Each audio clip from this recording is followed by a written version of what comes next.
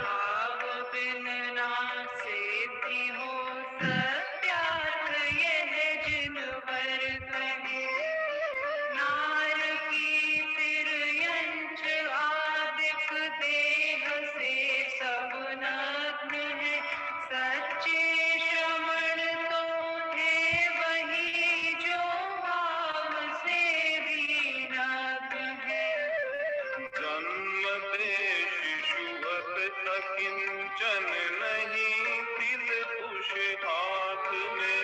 किंचित परिग्रह साथ हो तो श्रमण जाए निगोद में। श्रमण जाए निगोद में।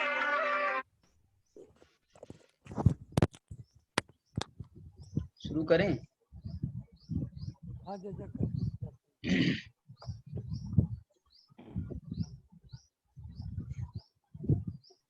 नमो अर्हन्ताणं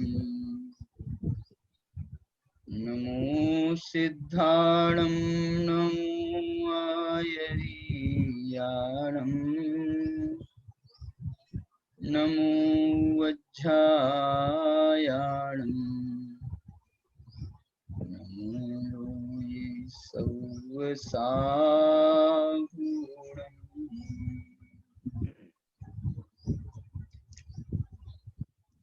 मोक्ष मार्ग प्रकाशक की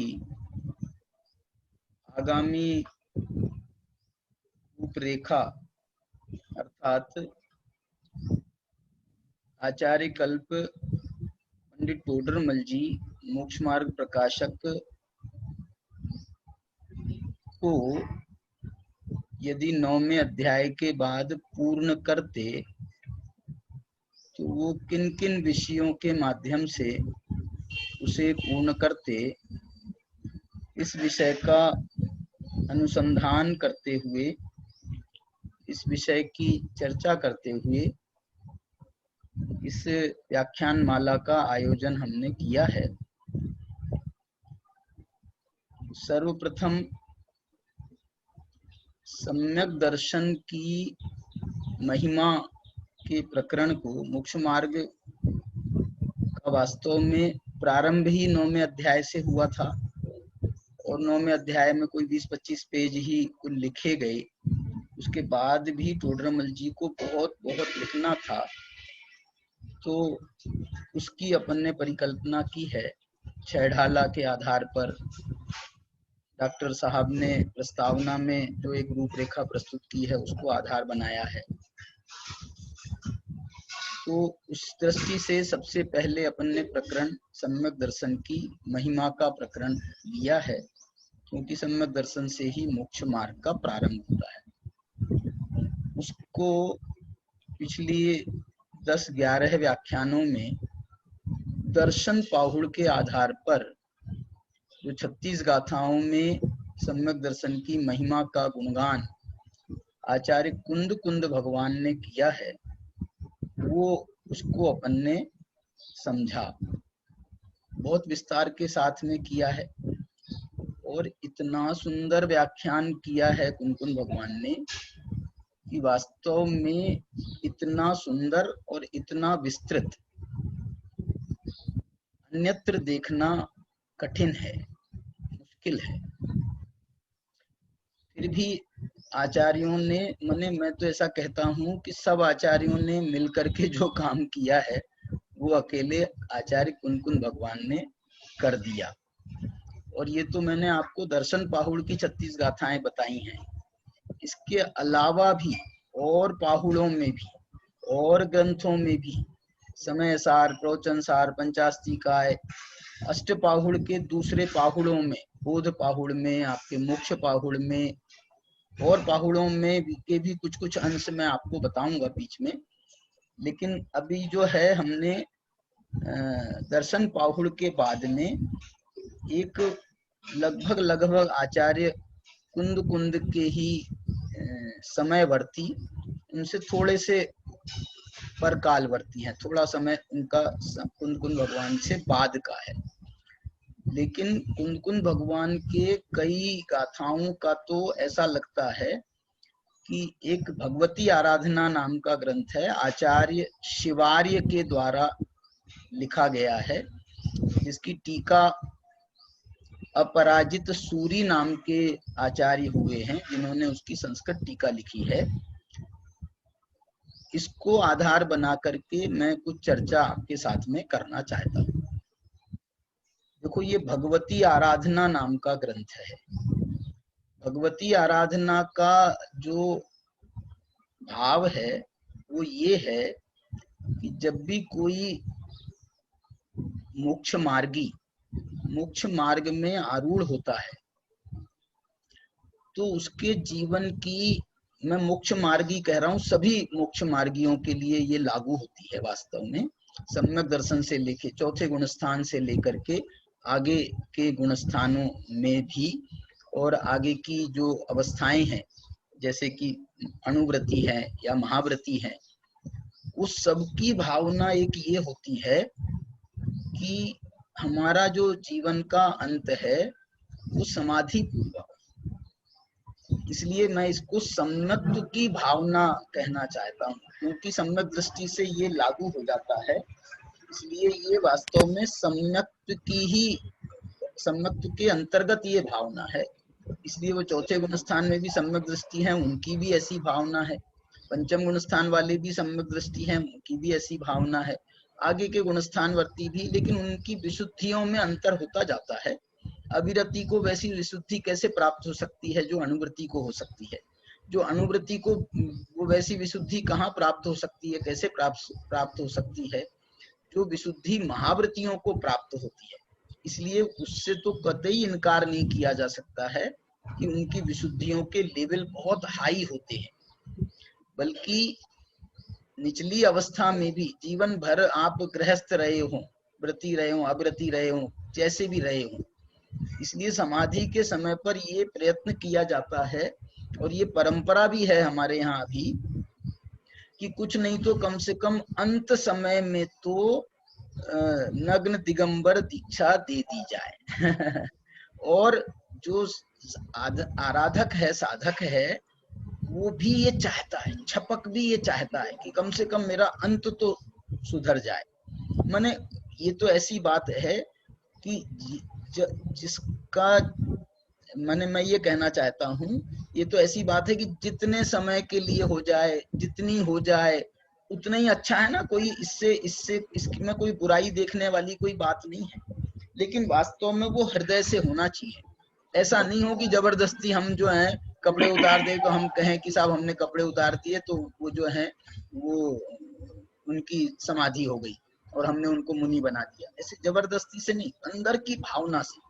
और यदि सम्यक दृष्टि होता है तो उसकी भावना तो पूरे जीवन रही है, और अंत समय में भी यदि उसकी भावना की पूर्ति हो जाए तो इसमें कोई हम बुराई तो देखने का कोई प्रश्न ही नहीं है।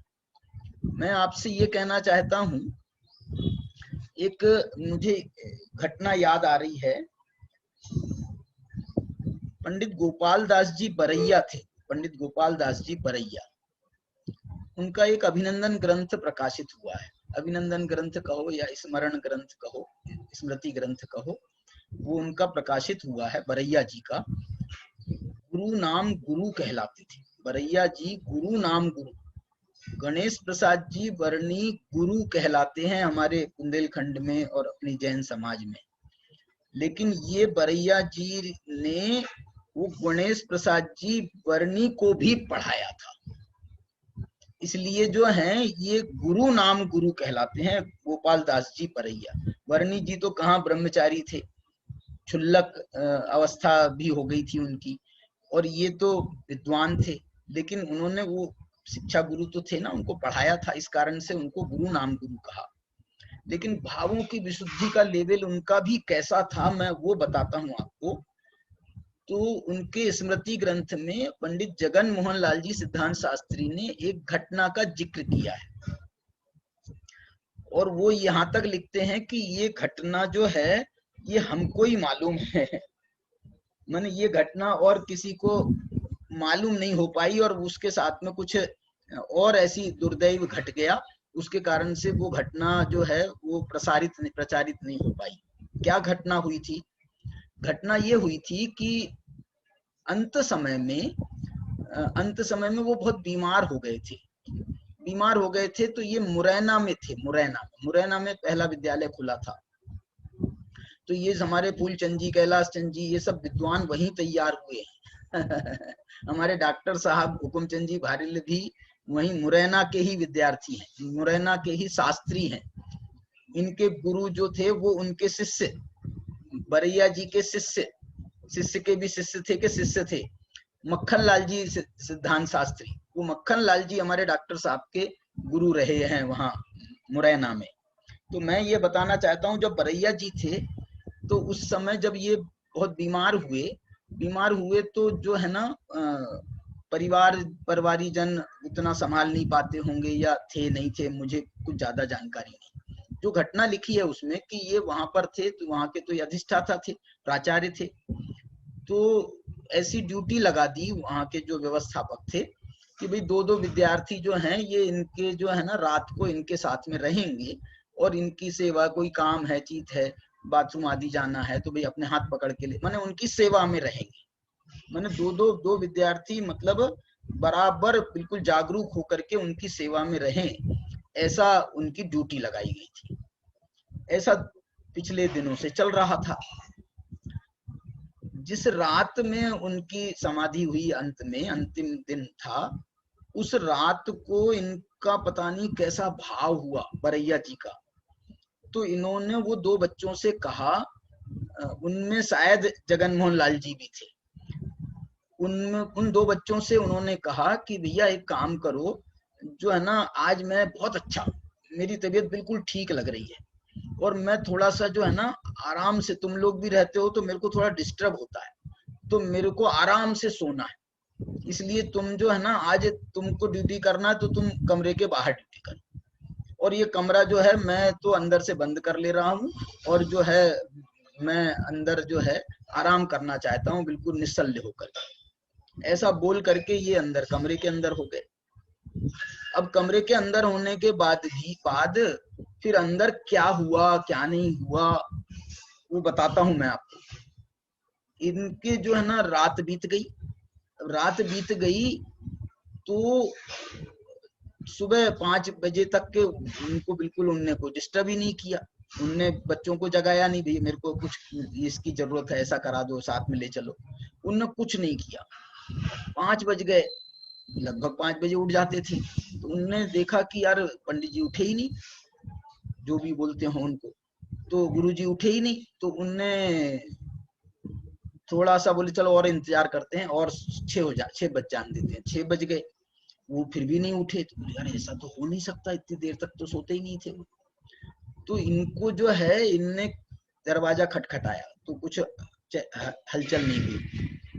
फिर उसके बाद में उनने खिड़की जो देखा कि खिड़की से देखें अपन, यदि खिड़की खुली होगी तो। अब उनने वहां पर खिड़की खुली थी, उनने खिड़की खोली तो वो अंदर का दृश्य दिखने लगा।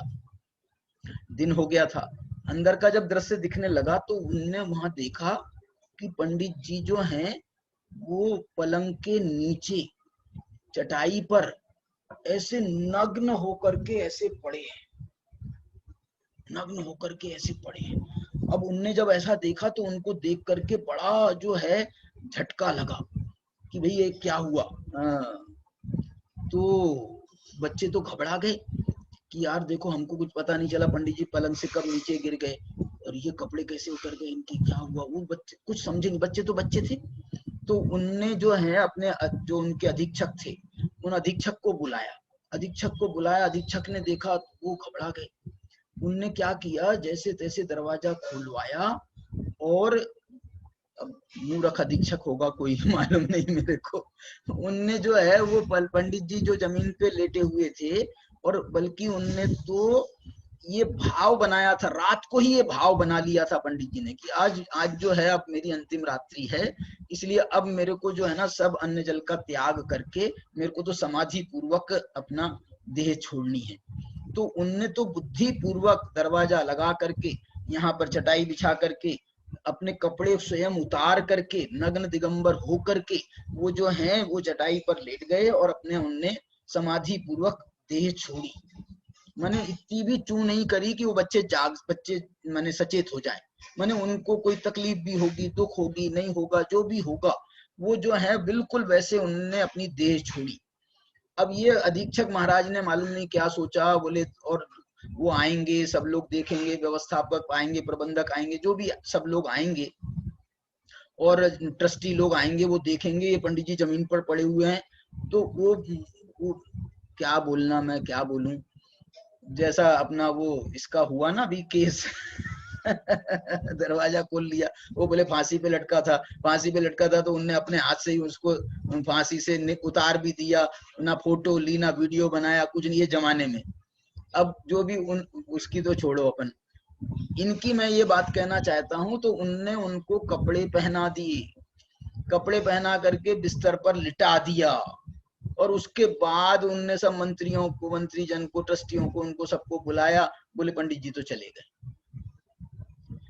जगन मोहन लाल जी ने उसमें ये लिखा कि ये मेरे आंखों देखी घटना है, मैं उसका साक्षी था, मैंने वो खुद थे और एक जन कोई उनके साथ में, 2 जन हम लोग साक्षी थे, और हमारे सामने ये घटना घटी, इसलिए हम तो ऐसा मानते हैं कि उनका समाधि मरण हुआ। ऐसा जगन मोहन लाल जी का लेख है, आप पढ़ लेना उसमें, गोपाल दास जी बरैया के स्मृति ग्रंथ में। ये बात मैं क्यों बता रहा हूं आपको कि हर जीव की, हर धर्मी जीव की ये भावना होती है कि मेरा अंत जो है समाधि पूर्वक। आज भी देखो ना, हम अभी हमारे पंडित ज्ञानचंद जी शांत हुए, उत्तम चंद जी शांत हुए, इन लोगों का अंत जो है, अंत समय कैसा बढ़िया समाधि पूर्वक हुआ है। माने वाणी सुन रहे हैं, संबोधन हो रहा है, समझा रहे हैं, पढ़ा रहे हैं। मैं आपको ये सब बात क्यों बता रहा हूं, मेरे को तो ये सम्यक्त की महिमा का प्रकरण बताना है, और ये सम्यक्त की महिमा के प्रकरण में ये भगवती आराधना में ये इसमें 719 गाथा, बल्कि नहीं, मैं दूसरा बताता हूँ, 733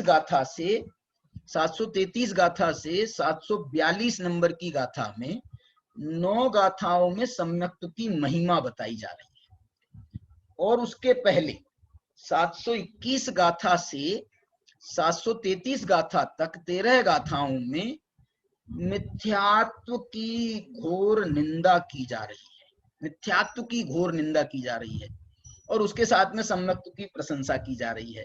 तो एक प्रकार से ये प्रकरण भी जो है वो सम्यक्त की महिमा का ही, तो 13 गाथाओं का ये प्रकरण और 9 गाथाओं का वो प्रकरण, 22 गाथाओं का प्रकरण इसमें दिया गया है।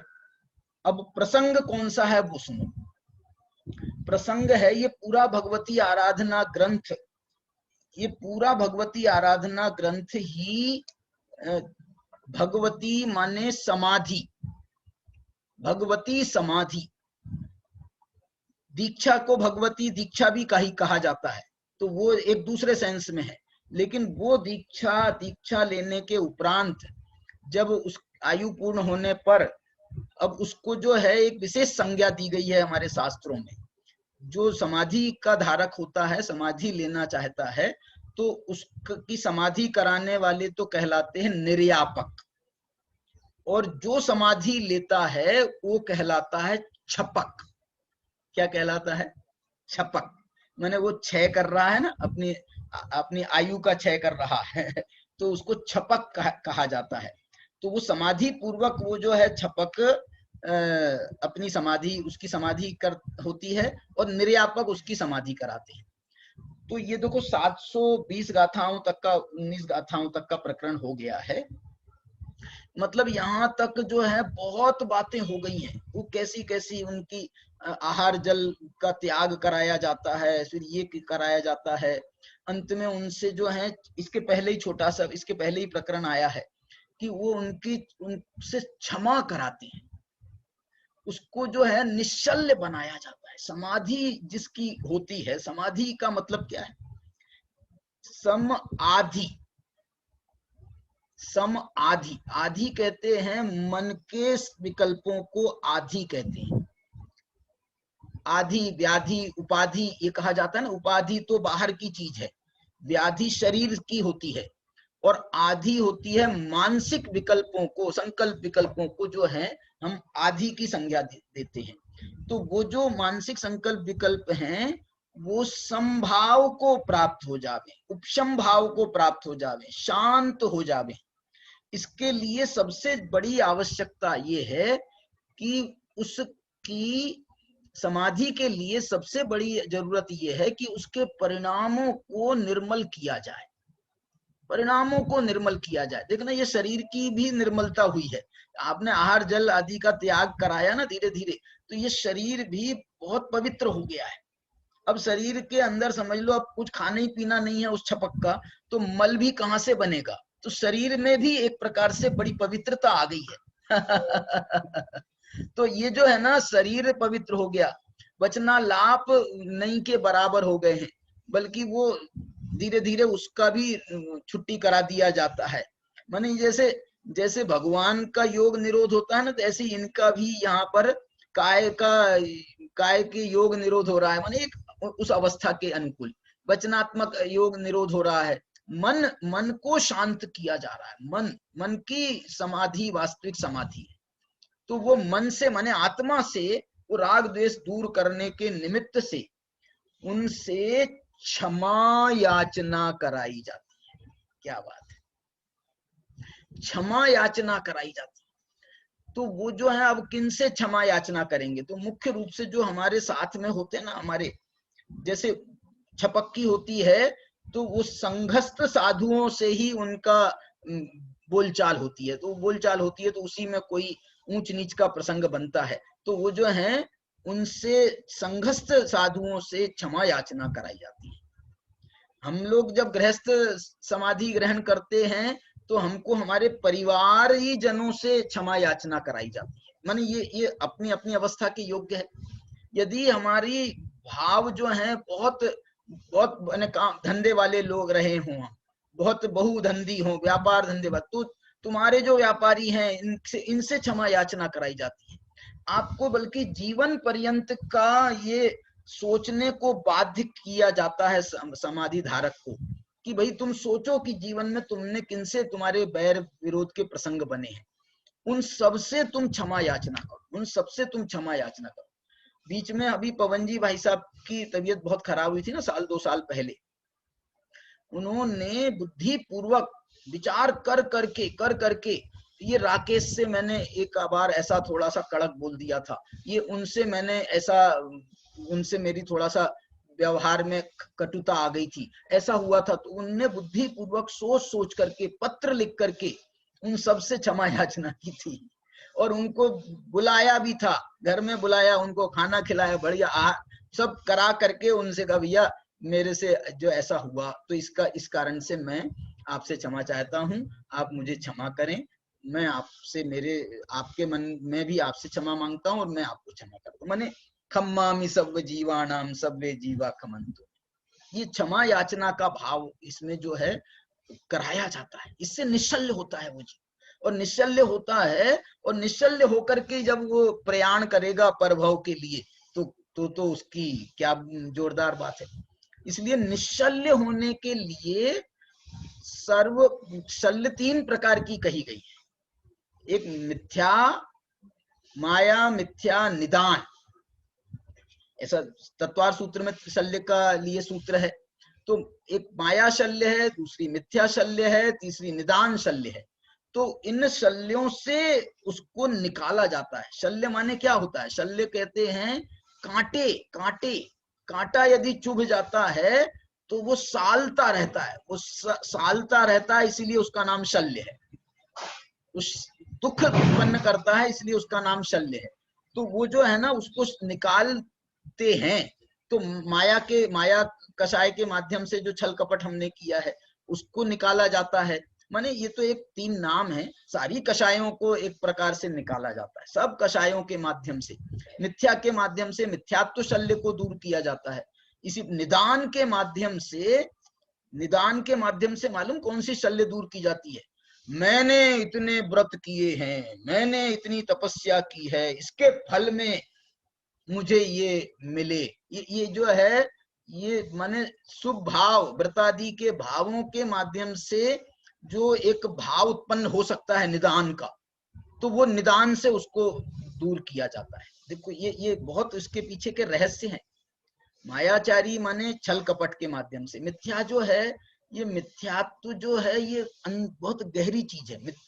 माया जो है ये ऊपर की चीज है, और मिथ्या जो है ये गहरी चीज है। अभिप्राय की शुद्धि कराई जाती है इसके माध्यम से, और निदान के माध्यम से तो व्रतों की शुद्धि कराई जाती है। क्या बात है।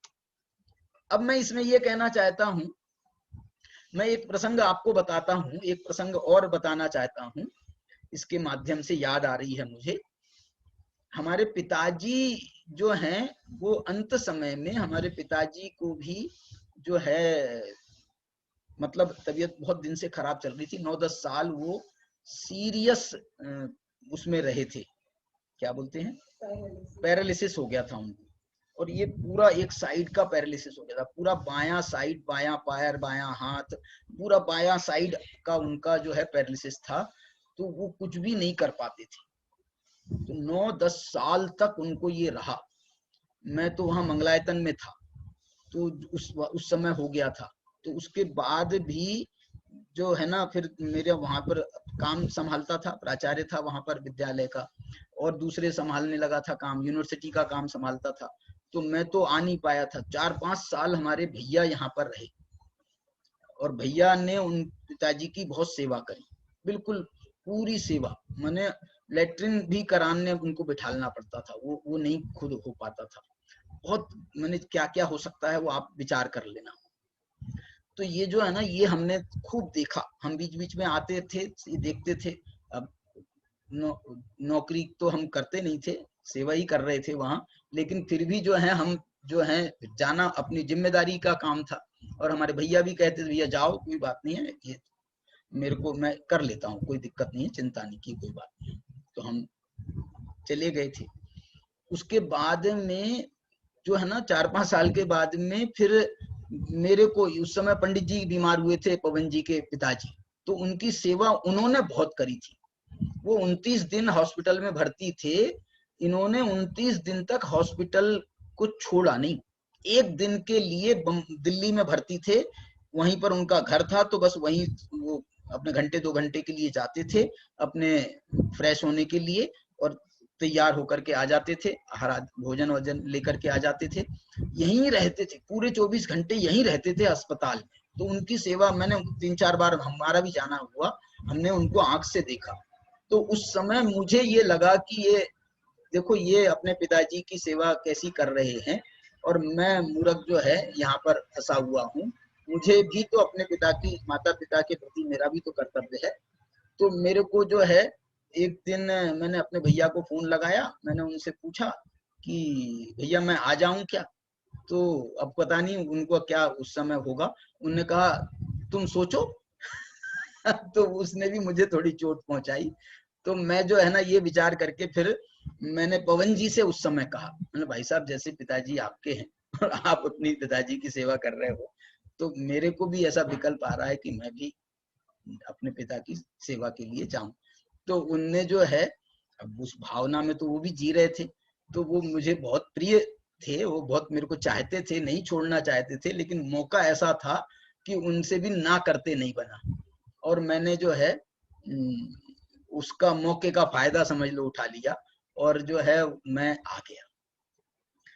फिर तो जाना हुआ ही नहीं वापस। उन्होंने तो बोल के ये भेजा था मेरे को कि अब जा रहे हो, पिताजी का सब सेवा करो, सब करो अच्छे से, ठीक हो जाए पिताजी, तो फिर वापस आ जाना।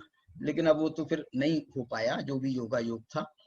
तो ये बताना मैं उस समय ये चाहता हूँ, हमने जब आए तो मैं आए दिन उनसे कहता रहता था पिताजी से कि पिताजी कसम खा लो, अपने को समाधि पूर्वक मरना है, पिताजी कसम खा लो अपने को समाधि। बोले हाँ बेटा, हाँ बेटा।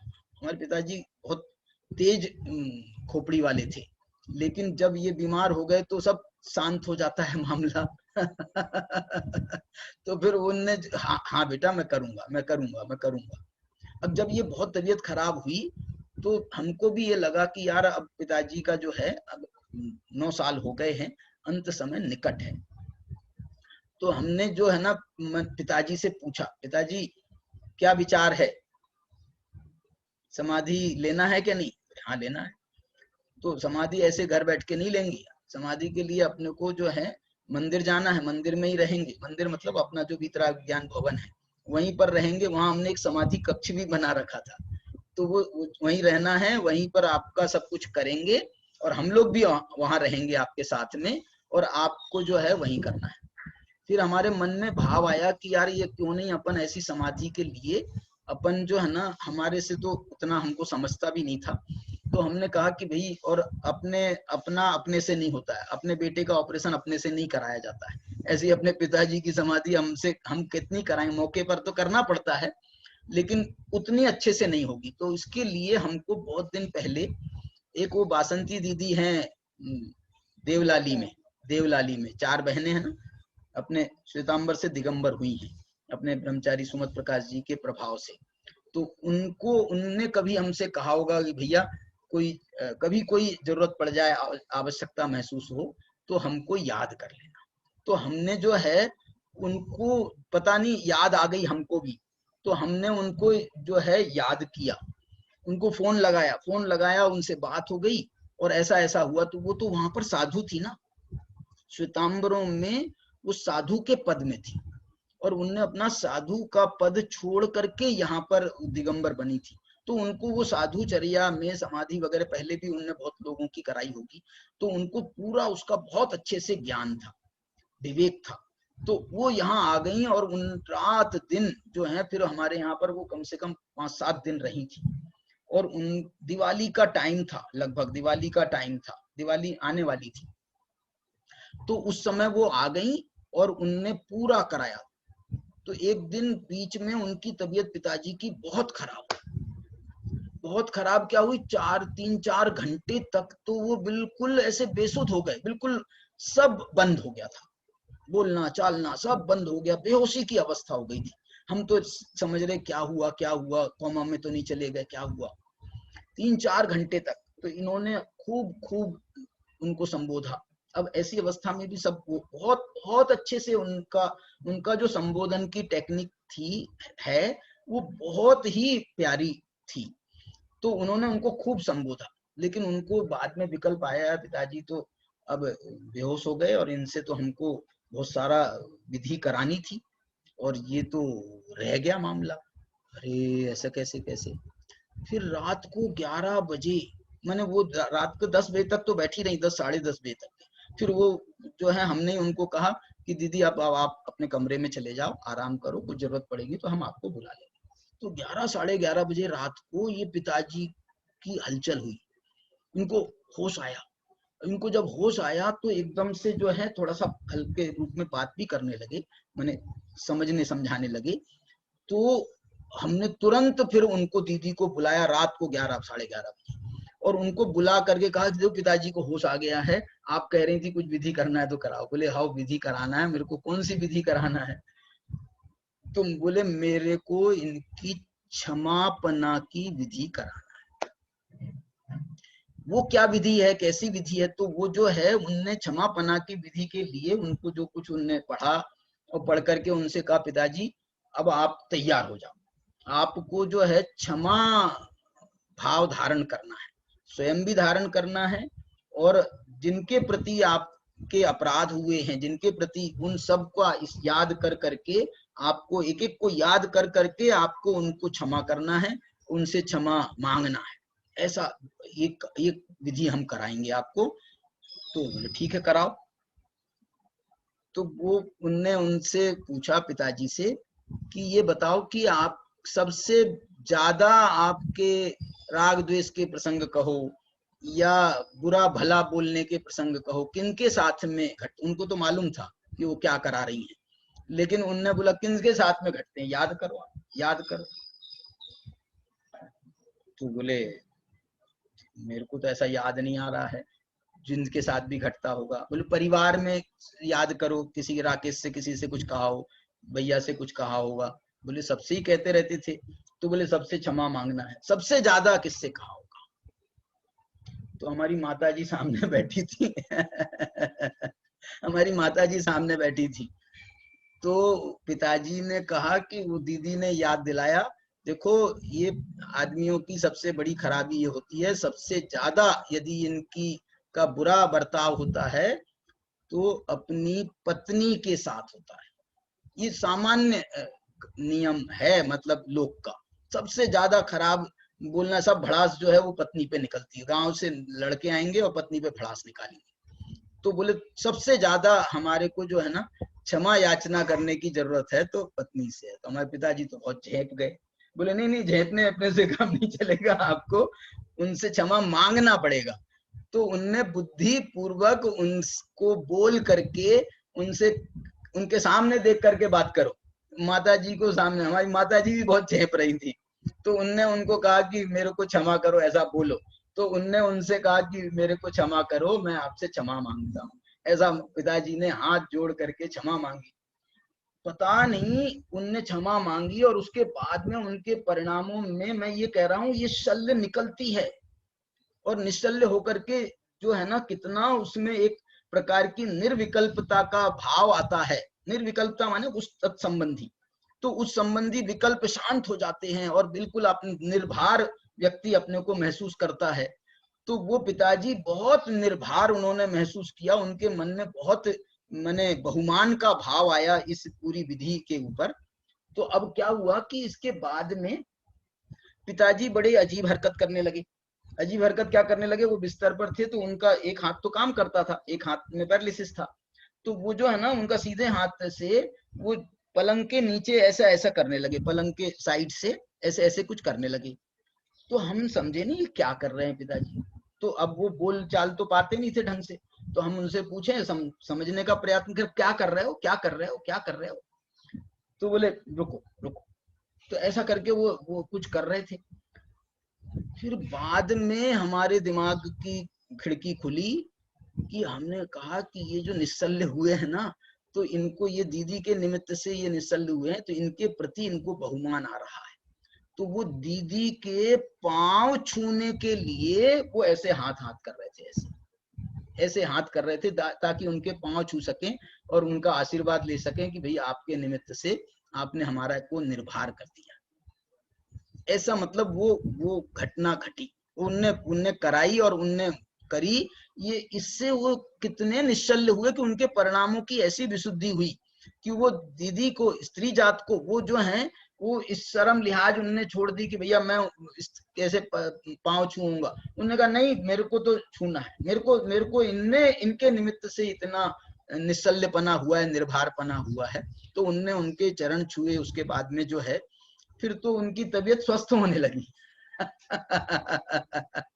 स्वस्थ होने लगी। दिवाली का टाइम था तो हमारे जो बच्चे भी थे, वहां पर विद्यालय चलता है ना, महावीर विद्या निकेतन, तो वहां बच्चों को सबको छुट्टी दे दी गई दिवाली की। तो वो खाली हो गया, तो ऐसा जो है हमको भी अच्छा नहीं लगे, उन पिताजी को भी अच्छा नहीं लगे। तो फिर जो है दिवाली के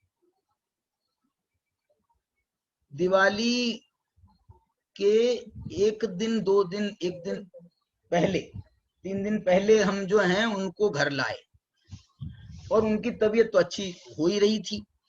तो दिवाली हो गई और दिवाली के बाद में एक मोना का शिविर था देवलाली में, उसमें मुझे जाना था। वो 3 महीने पहले से जो है उनने हमसे स्वीकृति ले रखी थी। तो अब ये पिताजी की तबीयत अच्छी हो गई तो हमने ये सोच करके हमने भैया लोगों से सबसे पूछा, पिताजी से पूछा, सबसे पूछा और पूछ करके हमने कहा कि अब वो मैं चले जाऊं क्या। तो अब जो है वहां पर मैं गया, धर्म पत्नी को भी साथ में ले गया, बच्चों को भी ले गया कि भैया उनको भी जाना। उनकी मौसी वहां पर, मौसी मौसा रहते हैं, तो उनसे मिलने का भाव था, भाई जी उनके मौसा मौसी। तो उनने कहा कि सबको मैं ले गया। और यहाँ पर एक दिन भी हुआ नहीं था, वहां पर शिविर का एक दिन भी नहीं हुआ कि यहाँ पर पिताजी की तबीयत बहुत खराब हो गई और हमको सूचना मिली कि भाई बहुत तबीयत खराब है। और उसके बाद में बल्कि हमको सूचना तो शांत होने की ही मिली। हमारा भतीजा है, उनके गोद में सर रख करके पिताजी चले गए। वो सुबह उठे, पूजा पाठ हुआ, तैयार हुए, 2-3 दिन से उनका वो जो है ना सूखे मैंने उनका उनका कपड़े से, गीले कपड़े से उनका वो प्रक्षाल कर देते थे। तो 2-3 दिन से हुआ नहीं था, तो उनको जो है वो सब कराया उसने, भतीजे ने, भैया ने सब कराया।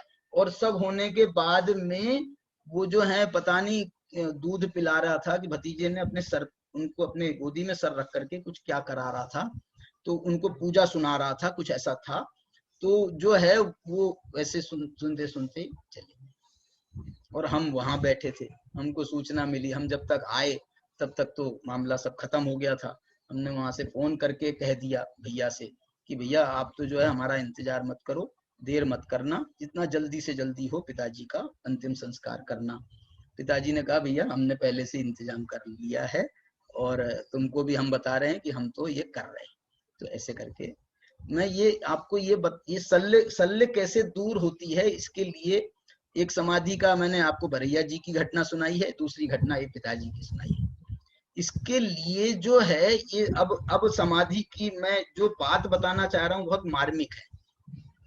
बात क्या है कि वो जो निर्यापक आचार्य है, इसमें लिखा है मूल में, निर्यापक आचार्य जो हैं सब कराने के बाद में, सबसे क्षमा याचना कराने के बाद में, उनकी शल्यों को और दूर करने के लिए, अंदर अंदर की मिथ्यात्व की शल्य को दूर करने के लिए ऐसा लिखा है इसमें कि फिर निर्यापक आचार्य छपक के कान में उनको उपदेश देते हैं।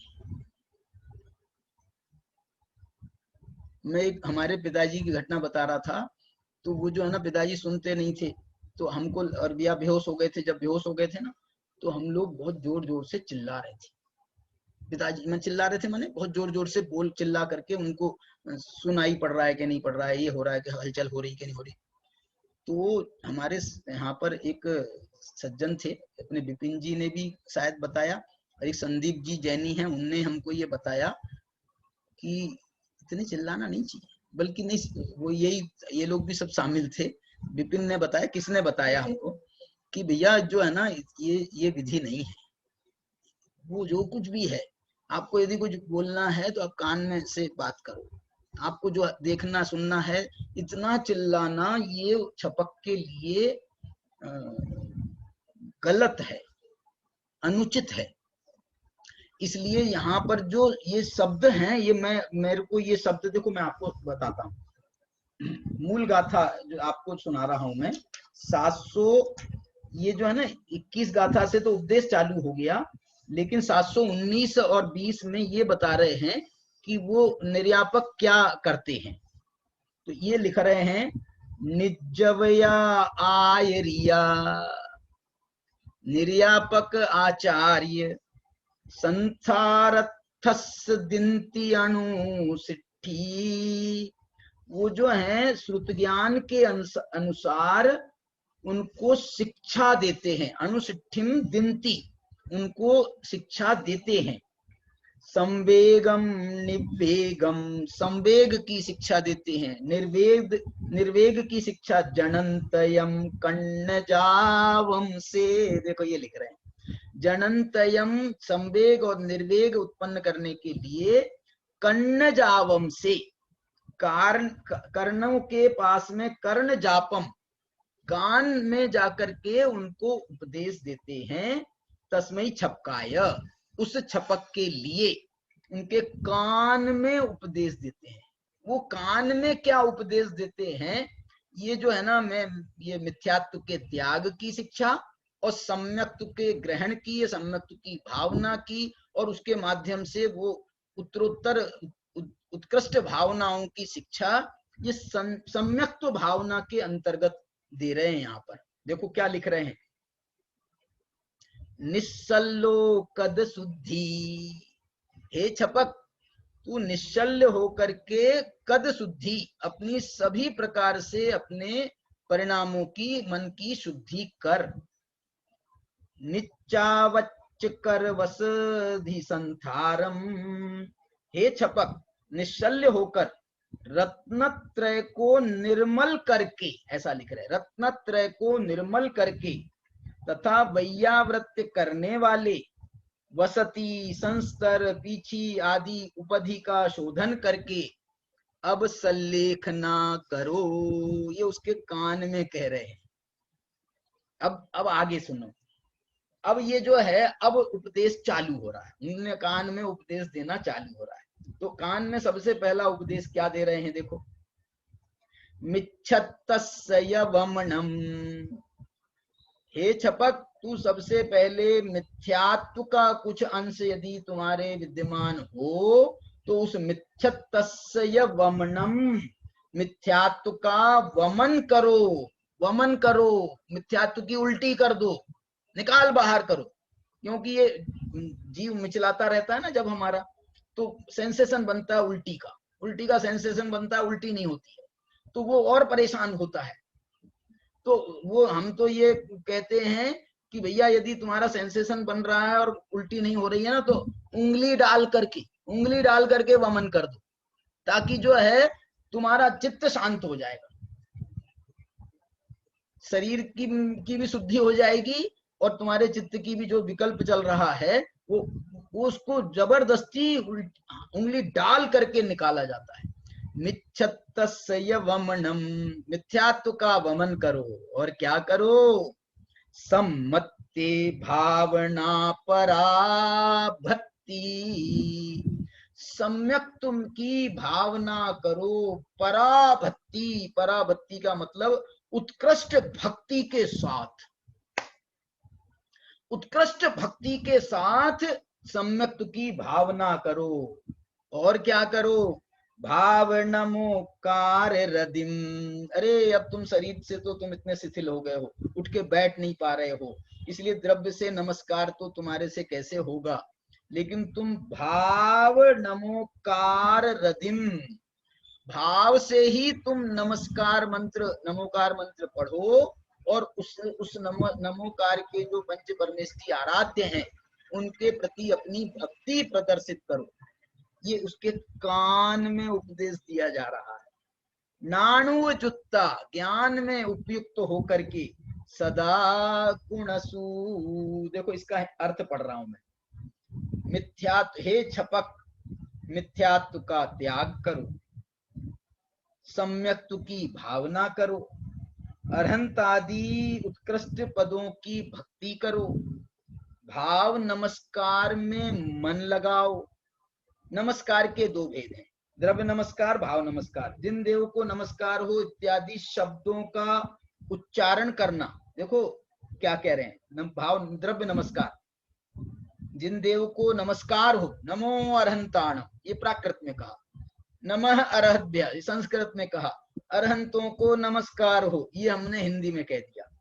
तो ऐसा शब्दों का उच्चारण करना, मस्तक झुकाना, दोनों हाथ जोड़ना, ये सब द्रव्य नमस्कार हैं।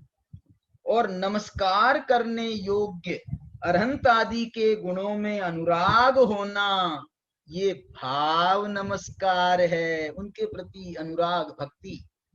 उस भाव नमस्कार में मन लगाओ और सदा श्रुत ज्ञान में उपयोग को लगाओ। ये छपक को वो निर्यापक आचार्य उसको कान में शिक्षा दे रहे हैं। देखो कान में जब कोई बात कही जाती है ना, तो ऐसा मान के चला जाता है कि बहुत महत्वपूर्ण बात है। कान में माने कान में कह रहे हैं तो इसका मतलब डायरेक्ट आपको, आपसे ही कहा जा रहा है और 10 लोग नहीं सुन रहे हैं, अकेले आपसे ही कहा जा रहा है। ये है कान से कहने का मतलब, और वो बहुत महत्वपूर्ण बात है, इसलिए आपको इतने निकटवर्ती होकर के आपके कान में कहा जा रहा है। इससे ये भी माने वो बहुत महिमाशाली चीज है, महिमाशाली उपदेश है, जिसकी आपको अभी अत्यंत आवश्यकता है।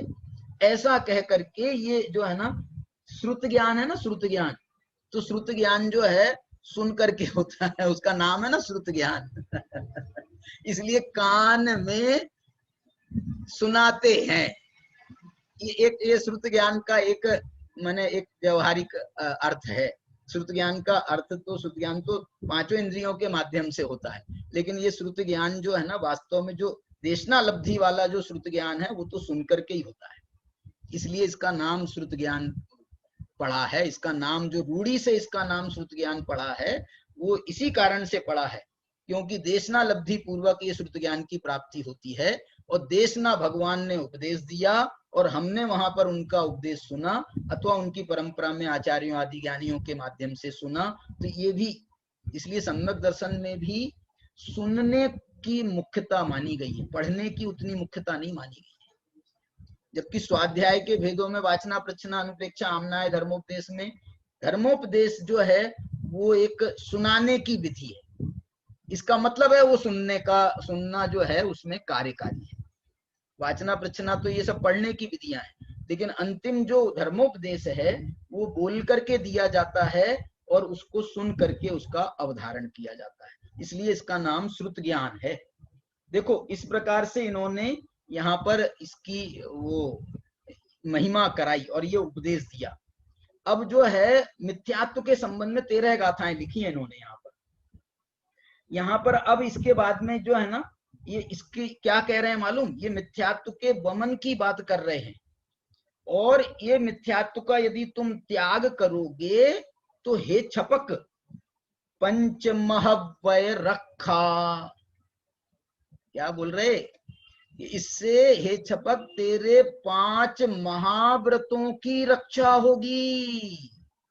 देखो कहाँ मिथ्यात्व का त्याग करा रहे हैं। मिथ्यात्व के त्याग से जो भावना पैदा होती है ना, तो वो भावना जो है ये 5 महाव्रतों की रक्षा में उद्यत करती है उसको।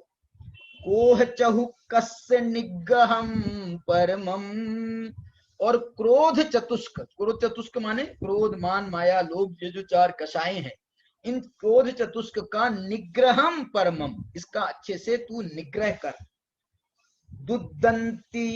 दुर्दंतीन्द्रिय विजयम, और जो दुर्दांत ये जो इंद्रियां हैं जिनको वश करना कठिन है, ऐसी इंद्रियों पर तू विजय प्राप्त कर। दुविह तवे, दोनों प्रकार के तपों में, अंतरंग और बहिरंग में। उज्जमम कुणसु, उज्जमम कुणसु, उज्जमम माने उद्यमम माने उसमें दोनों प्रकार के तपों में तू उद्यम कर।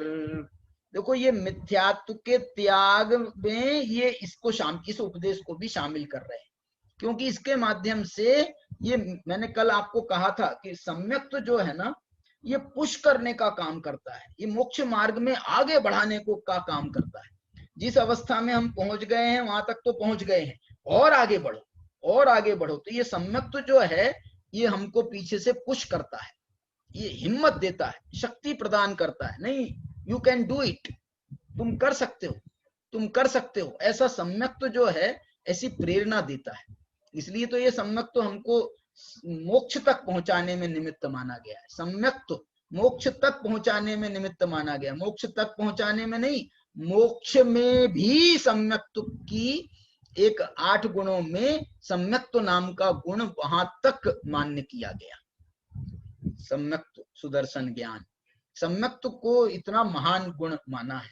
इस कारण से अब देखो, और अब ये उपदेश दे दिया इन्होंने व्रतों का, अब फिर से उस मिथ्यात्व पे आ रहे हैं।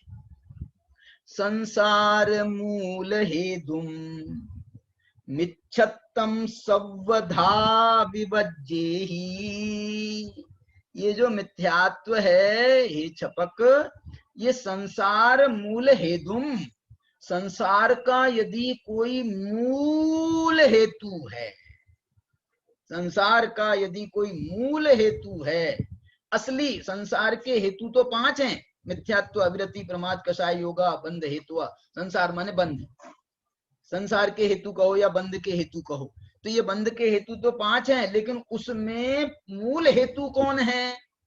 तो इन सब में जो मूल है, 5 का जो मूल है वो मिथ्यात्व है। इसलिए कह रहे हैं संसार मूल हेतुम मिच्छत्तम सवधा विवज्जेहि, इस मिथ्यात्व को सवधा सर्व प्रकार से, सर्वथा इसका विवर्जन करो, इसको नष्ट करो। बुद्धि गुण निदम पिहु, देखो बहुत प्यारी बात लिख रहे हैं। क्यों मिथ्यात्व का परिहार क्यों आवश्यक है? क्योंकि बुद्धि गुण निदम पिहु, यदि कोई बहुत बुद्धिमान व्यक्ति भी हो, गुणनिदम्पि, उस बुद्धि आदि उसके पास में बहुत गुण हो, तो वो गुणों को भी मिथ्यत्वम मोहिदम कुणदी, ये मिथ्यात्व जो है ये मोहित कर देता है उसको, जो है ना उसकी बुद्धि को भी विमोहित कर देता है, बुद्धि को भी वैसे ही बना देता है। कौन? मिथ्यात्व। इसलिए बुद्धि का भी जो है तुम्हारे पास में खूब ज्ञान था, लेकिन वो ज्ञान भी सारा का सारा ज्ञान ये मिथ्या बना देगा। ये मिथ्यात्व के निमित्त से ये सारा का सारा ज्ञान मिथ्या बन जाएगा। मिथ्यात्व ज्ञान भी बनेगा और भी जो है ना सारा जो तुम चारित्र का भी पालन कर रहे हो वो चारित्र भी सब ऐसे ही हो जाएगा। इसलिए कह रहे हैं हे छपक, मिथ्यात्व संसार का मूल कारण है, उसका मन वचन काय से त्याग करो। ये टीकाकार लिख रहे हैं। मन वचन काय कहां से आ गया? कहा था ना सबधा, सर्व प्रकार से उसका त्याग करो। ये तो मन वचन काय लिखा है इनने। मन वचन काय से त्याग करो, कृतकारित अनुमोदना से त्याग करो, और क्या है? समरंभ समारंभ आरंभ, माने हर प्रकार से उसका अंश भी नहीं रहे, इस प्रकार से उसका त्याग करो। क्योंकि ये मिथ्यात्व गुण युक्त बुद्धि को भी मूढ़ बना देता है। गुण युक्त बुद्धि, बुद्धि भी थी बहुत अच्छी और उसमें गुण भी थे, लेकिन वो सब को भी ये मिथ्यात्व जो है ना ये जहर का काम करता है, जहर का काम। इसमें उदाहरण दिया है कि जैसे कड़वी तुंबड़ी में रखा हुआ दूध, अच्छा मिष्ट दूध भी वो कड़वा हो जाता है, जहर हो जाता है, और शुद्ध तुंबड़ी हो तो उसमें जो रखा हुआ दूध है वो गुण पैदा करता है। गुण युक्त बुद्धि को यदि सम्यक तो साथ मिल जाए तो उसकी बुद्धि में, उसके विवेक में बुद्धि की बढ़वारी होती है, दिन दूनी रात चौगनी जैसे अपन कहते हैं, ऐसी बुद्धि की बढ़वारी होती है। और यदि उसके साथ में मिथ्यात्व मिल जाए तो वो जहर का काम करने लगता है। ये वही बात कह रहे हैं। देखो इसमें एक गाथा और इसमें कही है, मैं उसका अर्थ आपको पढ़ के सुनाता हूं। अन्य आचार्य ऐसा कथन व्याख्यान करते हैं कि सुनने की इच्छा, सुनना, ग्रहण करना, धारण करना आदि बुद्धि के गुण हैं। बुद्धि के गुण क्या हैं? सुनने की इच्छा होना, ये माने हम दूसरे को सुनने को तैयार हों, ये हमारा गुण है। हम अकेले अपनी सुनाने चाहते हों और दूसरे की सुनने को तैयार नहीं हो, तो ये बुद्धि का अवगुण है। दूसरे की सुनना, दूसरे सुनने की इच्छा करना, फिर सुनना, फिर उसको ग्रहण करना, फिर उसका धारण करना। देखो जैसे वाचना में है ना, वाचना, प्रच्छना, अनुप्रेक्षा, आमनाय, ऐसे ये सुनने के भी ये उत्तरोत्तर गुण है। पहला क्या है? सुनने की इच्छा। दूसरा क्या है? सुनना। तीसरा क्या है? ग्रहण करना। चौथा क्या है? धारण करना। ले आदि बुद्धि के गुण हैं। ऐसी गुण युक्त बुद्धि को भी मिथ्यात्व विपरीत कर देता है। ये एक 724 नंबर की गाथा में कहा। फिर आगे लिख रहे हैं, परिहरतम मिच्छत्तम, ऐसे मिथ्यात्व का हे छपक तू परिहार कर, सम्मत्ताराहणाय दृढ़ चित्तो, सम्यक्त्व की आराधना में दृढ़ चित्त होकर के तू मिथ्यात्व का परिहार कर। ओदि नमोकारम्य, और पंच परमेष्ठियों के प्रति बहुत विशुद्ध भाव के साथ में उनका भाव नमस्कार आदि कर। या नाणे वद भावना सुधिया, व्रतों ज्ञान में, व्रतों में अच्छी तरह से बुद्धि के द्वारा दिया, हृदय से उनकी भावना कर। देखो गाथा अर्थ पढ़ता हूं। हे छपक, सम्यक्त्व की आराधना के द्वारा मिथ्यात्व को दूर कर। ऐसा करने से पंच परमेष्ठि के नमस्कार में ज्ञान और व्रतों की भावना में चित्त दृढ़ होता है। ऐसा करने से ज्ञान में और व्रतों की भावना में चित्त हमारा दृढ़ होता है। ऐसा कह करके यहाँ पर इसका उपदेश दिया। इसमें जो है ना और भी मैं अभी और इसमें थोड़ा सा कहना चाहते हैं, अभी अपना समय हुआ है तो यहाँ पर और भी कह रहे हैं, मिथ्यात्व से उत्पन्न हुए मोह का महात्म्य बताते हैं। मोह की महिमा टोडरमल जी ने भी लिखी ना, तो वो टोडरमल जी को यहाँ से ये शब्द मिले होंगे। संस्कृत में है मिथ्यात्व जन्य मोह महात्म्य प्रत्याख्यापनाय आह। मोह की महिमा का प्रत्याख्यान करने के लिए, उसको दूर करने के लिए कहते हैं। तो अभी जो है 726 मैंने आपको 5-7 गाथाएं तो बताई हैं। अब इसके बाद का और थोड़ा सा प्रकरण है, हम इसकी चर्चा भी करेंगे। ये बहुत माने ये इसलिए मैं कर रहा हूं, ये प्राचीन ग्रंथ हैं हमारे, 2000 साल पुराने ग्रंथ हैं। कुंद कुंद भगवान ने वहां दर्शन पाहुड़ लिखा है, तो ये भगवती आराधना लिखने वाले ये छोटे आचार्य नहीं, इनका नाम शिवार्य है। शिवार्य बहुत बड़े आचार्य थे। थोड़ा सा कुछ इसके संबंध में कुछ संघ भेद की बातें भी मानी जाती हैं, लेकिन इसका जो हम यदि गुणग्राही हैं तो इसमें जो बहुत अच्छी चर्चा है उसका हम आनंद उठाएं और उसका लाभ लें। आचार्य कुंद कुंद भगवान से बहुत प्रेरित हैं, अनेक जगह पर आपको उसका संदेश मिलेगा। इसकी विशेष चर्चा अपन आगे करेंगे। अभी की चर्चा को यहीं पर विराम देते हैं।